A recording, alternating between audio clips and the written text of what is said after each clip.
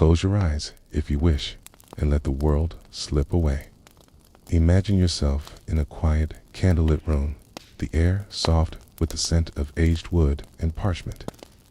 Some moments may unsettle, but they will be told with care, as glimpses into a world both distant and human. Settle in, breathe deeply, and let the steady cadence of these tales guide you toward rest. We begin in the heart of a medieval court, where the lives of those who surrounded royalty pulsed with purpose and quiet struggle. The weight of the day is behind you, and all that remains is the gentle pull of history, inviting you to wander through its corridors. Tonight, we journey into the world of monarchs, kings, queens, and courts where power and peril walked hand in hand. This is not a tale of battles or conquests, but a quieter exploration of lives lived under crowns, of moments that shaped empires, and of mysteries that linger like whispers in the wind. Our focus will be the fates of royalties, some shocking, some sorrowful, all woven into the fabric of their time. Let the rhythm of their lives carry you as we begin with the daily existence of those who served in the shadow of the throne. The stories we'll share are drawn from the annals of history, grounded in the realities of the past. Picture yourself standing in the cool dawn of a 14th century English castle. The air heavy with the scent of dew-soaked stone and freshly baked bread wafting from the kitchens below. The royal court is waking, its rhythm steady, yet unrelenting, like the turning of a water wheel. This is no fairy tale of gleaming crowns and endless feasts. It is a world of labor, loyalty, and the constant hum of lives intertwined with the monarchy. The rushes, changed weekly, carry the faint scent of lavender or fennel. It's a small luxury to mask the earthier smells of a castle housing hundreds. The farrier, hammer in hand, inspects a warhorse's shoe, the metallic clang echoing against stone walls. At its heart are the courtiers' lesser nobles who orbit the king, their days a blend of service and strategy. A chambermaid might sleep on a straw pallet in a shared room, the air damp and heavy with the breath of others. The king himself is both the center and the enigma, his presence felt in every corner of the castle.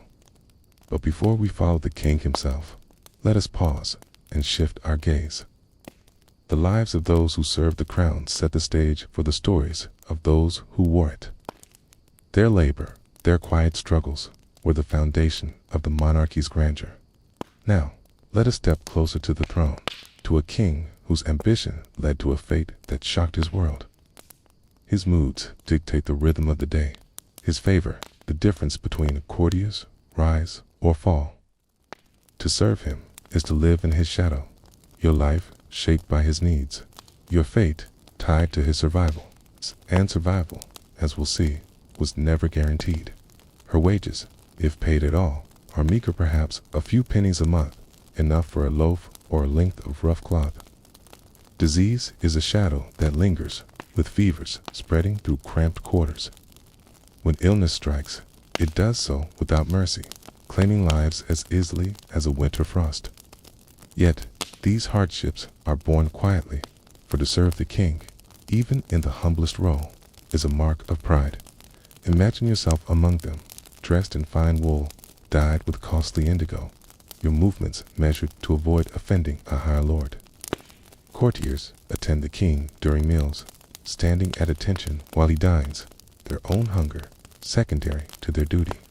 They whisper news of alliances or betrayals, their words chosen with care, for the wrong phrase could lead to exile or worse. Yet, their lives are not all intrigue. Many spend hours in prayer, kneeling on cold chapel floors, the scent of incense thick in the air.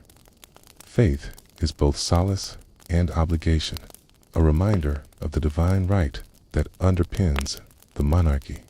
Nearby, a falconer tends to the king's prized birds, their sharp cries cutting through the air as he adjusts their leather hoods. These animals are not mere pets. They are symbols of status, their care entrusted to skilled hands. The falconer's life is one of precision, his bond with the birds almost sacred, yet He knows a single mistake could cost him his place. These women move quietly, their eyes lowered, aware that a misstep could earn a reprimand from the steward, the man tasked with keeping the household in order. Kate, the steward himself, is a figure of quiet authority, his ledger filled with accounts of grain, wine, and wax for candles. His days are spent balancing the court's needs against the king's ambitions, ensuring the castle runs smoothly while nobles vie for favor above. To understand the shocking fates of kings and queens, we must first walk among those who served them, the servants, courtiers, and lesser nobles, whose days revolved around the crown's demands. The castle is alive with motion, though the hour is early. In the kitchens, scullions' young boys with calloused hands scrub iron pots with sand, their breath visible in the chill. The head cook, a burly man with flour-dusted arms, barks orders as he inspects spits turning over open fires. The scent of roasting mutton mingles with the sharp tings of herbs, rosemary, and thyme crushed under mortar and pestle. These meals are not just for sustenance. They are displays of royal power, feasts to impress visiting lords or to reward loyalty. Get, for every golden platter laid before the king, dozens toil unseen, their lives bound to the endless cycle of preparation. A scullion might labor from dawn to midnight, pausing only to snatch a crust of bread or a sip of weak ale, their fingers raw from scrubbing or burned from a stray ember. Behind the kitchens, the great hall is being swept by maids, curts brushing against rushes strewn across the floor to soak up spills and mud. Step outside, and the courtyard hums with activity. Grooms lead horses to the stables, their hooves clattering on cobblestones slick with morning mist. The court is a hierarchy, a delicate web of roles and ranks. For those lower in the hierarchy, life is a constant struggle against scarcity. The royal court is a world of contrast, opulence and toil, loyalty and ambition, faith and fear. As the sun climbs higher, casting golden light through narrow windows, the court prepares for the day's ceremonies, perhaps a council meeting or a hunt. Imagine yourself standing on a mist-shrouded field, the air thick with the scent of damp earth and the faint metallic taps of armor. It is August 22nd, 1485, and you are at Bosworth Field, where the fate of England hangs in the balance. The youngest son of Richard, Duke of York, he entered a world already fractured by the Wars of the Roses. It's a bitter struggle between the houses of York and Lancaster for England's throne. As a boy, he knew the weight of loyalty early. His father's death in battle in 1460 left him an orphan at 8. The court buzzed with whispers of discontent, the air thick with the scent of wax from late-night councils. Richard worked to consolidate power, granting lands to loyal nobles, his quill scratching parchment as he signed charters. He reformed laws, seeking justice for the common folk, perhaps to win their hearts.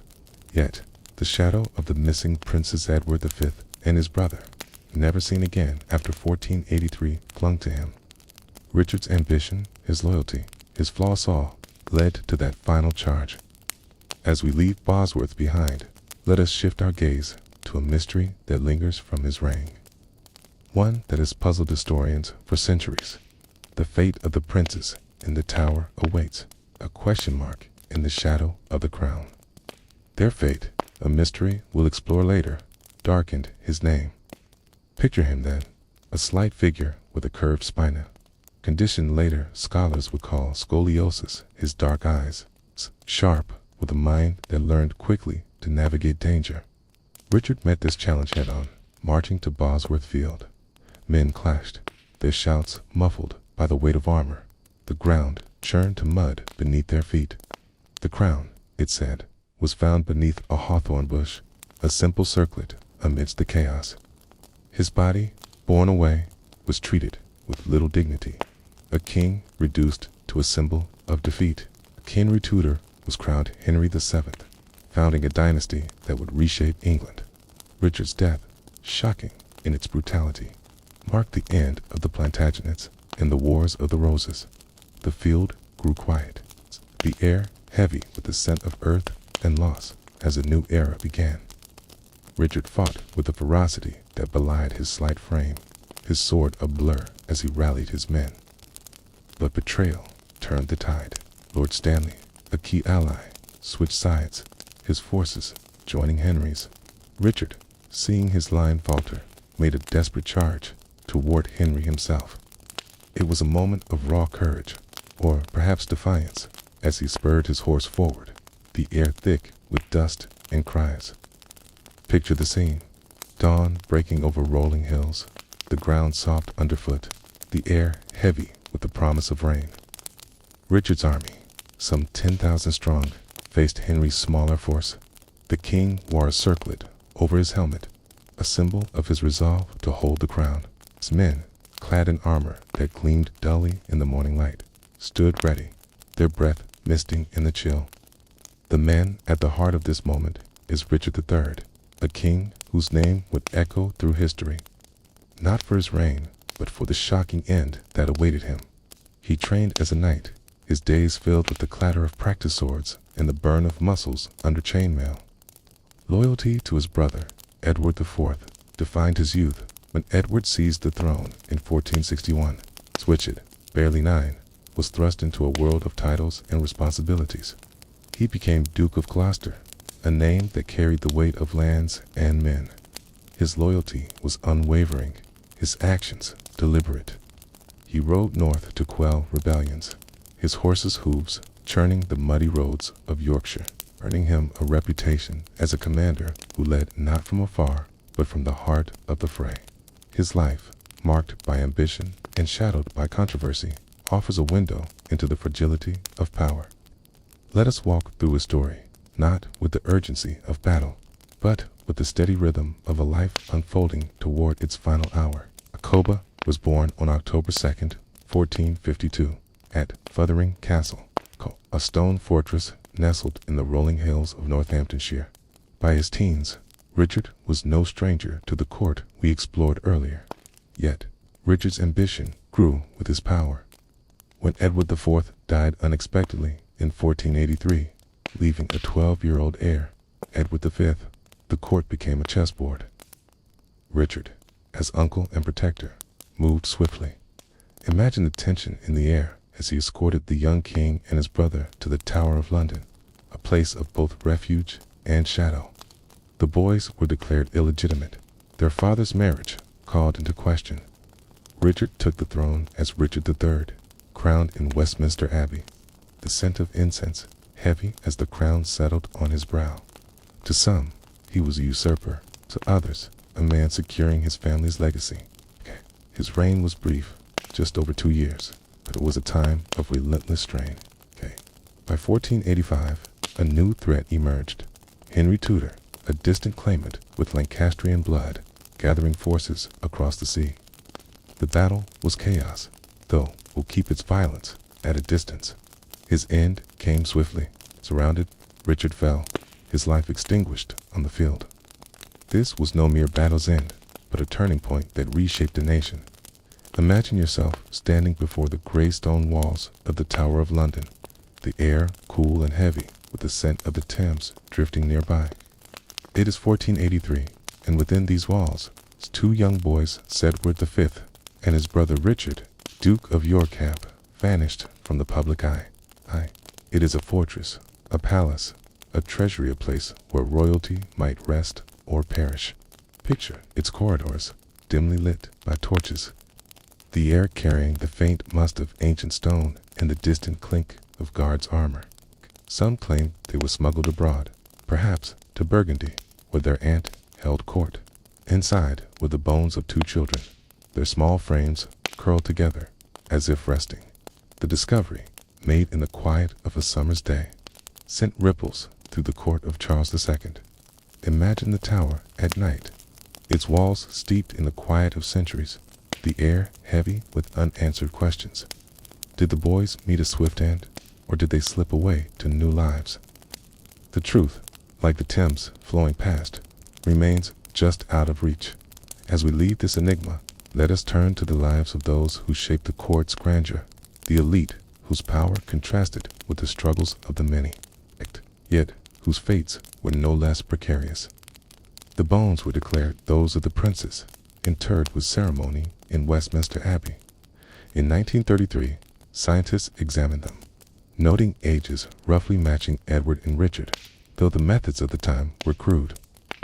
Modern scholars urge caution in DNA testing, though proposed, has not been permitted, and the bones' identity remains unconfirmed.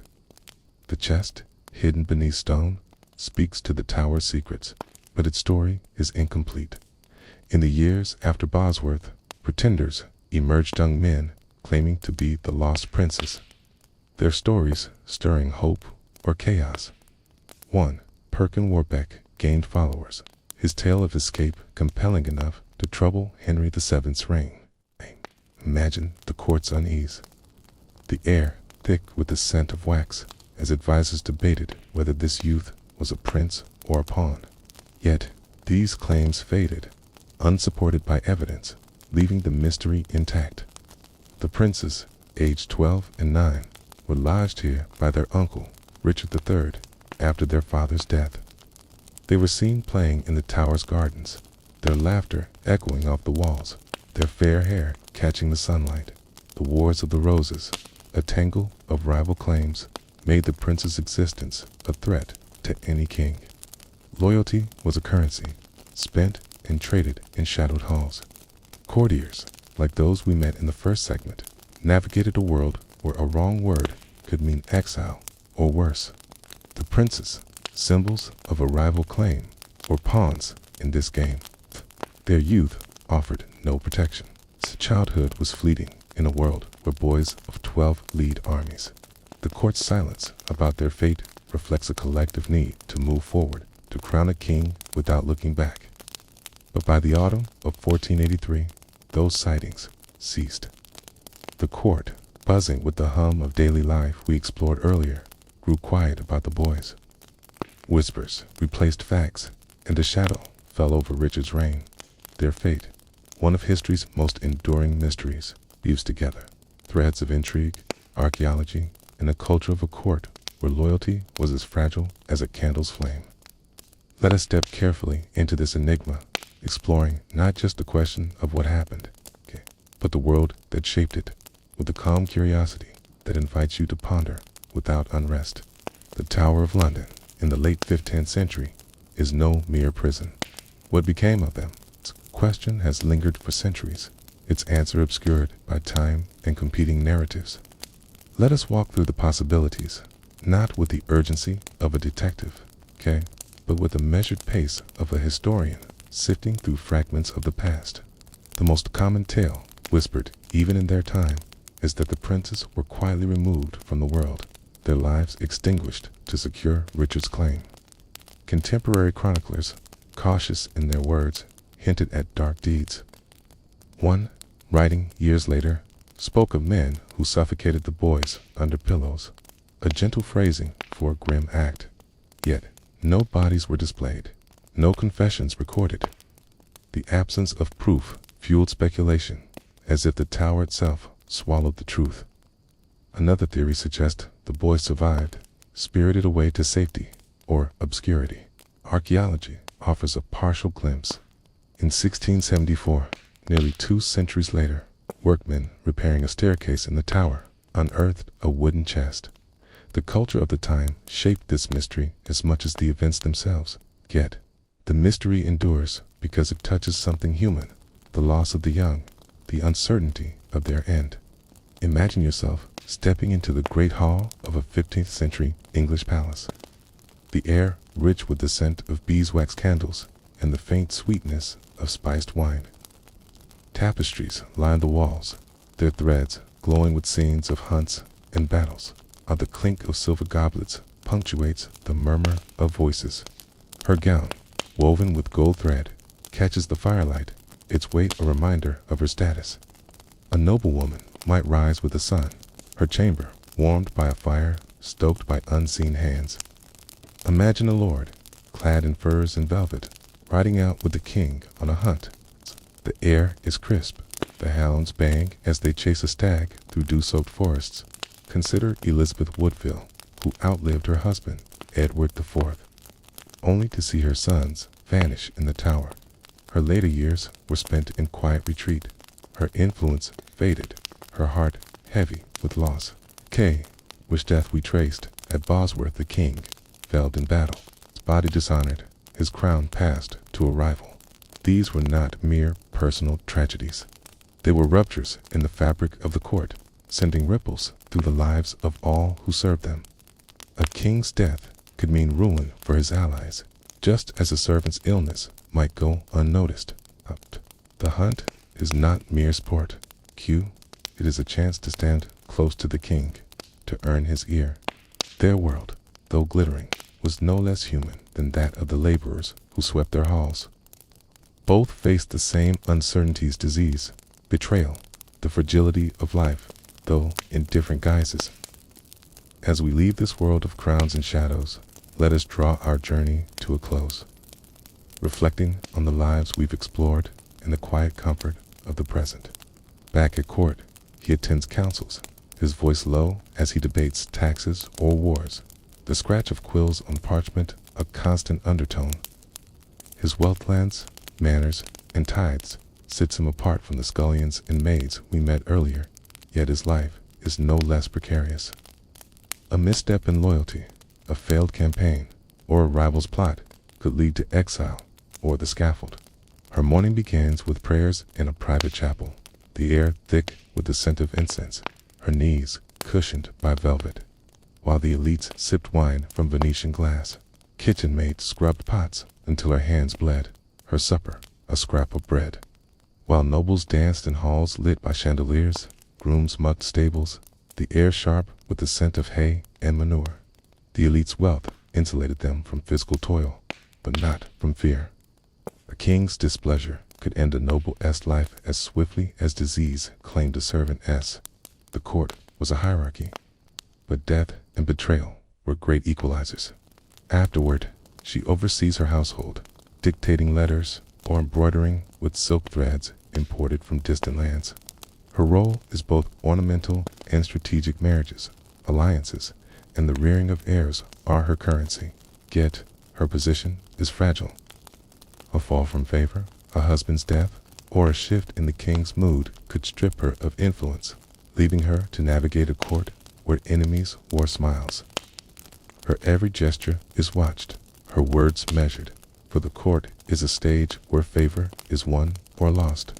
The king, perhaps Edward IV or Richard III, presides at the high table, his crown a heavy symbol of divine right. His meals are spectacle platters of swan, venison, and fruits preserved in honey, each dish a testament to his wealth. Yet, even here, danger lurks. A rival noble's glance, a whispered jest, or a tainted dish could unsettle the delicate balance of power. The elite dined in splendor, but their lives were a constant negotiation with loyalty and betrayal. This is the world of the royal elite kings, queens, and high nobles whose lives shimmered with privilege, yet teetered on the edge of peril. As we explore their existence, we'll contrast it with the daily struggles of those who served them, revealing a court where splendor and danger were constant companions. The rhythm of their lives, so different from the laborers we met earlier, was no less bound to the uncertainties of fate. The elite lived in a world of calculated display. Picture a queen, perhaps Elizabeth Woodville, mother of the lost princess, seated at a banquet. Their days were structured, yet far removed from the toil of the castle's servants. For noblemen, life was a blend of duty and ambition. Contrast this with the lives of the castle's workers, whose days we explored in the first segment. The fates of the elite often shocked their world, their ends as dramatic as their lives. The elite's lives were a tapestry of privilege and peril, woven with threads of ambition and fear. As we draw the curtains on this journey through the medieval court, imagine yourself stepping back from the stone walls and flickering torches, the air now soft with the calm of the present. Remind us of a time when power was a delicate thread, easily severed by betrayal or chance. Yet, woven into these stories are the quieter threads of daily life, the scullion's calloused hands, the courtier's whispered strategies, the queen's measured grace. Together, they paint a picture of a world where every life, high or low, was bound to the same uncertainties. The lives we've explored, those of servants toiling in the shadows, a king charging toward his fate, young princes lost to mystery, and nobles balancing splendor with peril form, a tapestry of a world both distant and familiar. The rhythm of their lives, marked by duty, ambition, and the ever-present shadow of mortality, has carried us through centuries, offering glimpses of human resilience and fragility. The shocking deaths of royalty, like Richard III's fall at Bosworth, or the uncertain fate of the princess in the Tower, were not just moments of loss, but turning points that reshaped kingdoms. Now, as you rest in the comfort of the present, let the weight of those distant struggles slip away. The castle's clamor has faded, replaced by the gentle hum of your own surroundings. The past, with its triumphs and tragedies, lies quietly behind us, a story told to ease you toward sleep. Breathe deeply and let the echoes of history dissolve into the stillness of the night. Thank you for walking this path with me. May your dreams be as peaceful as the silence that follows a tale well told.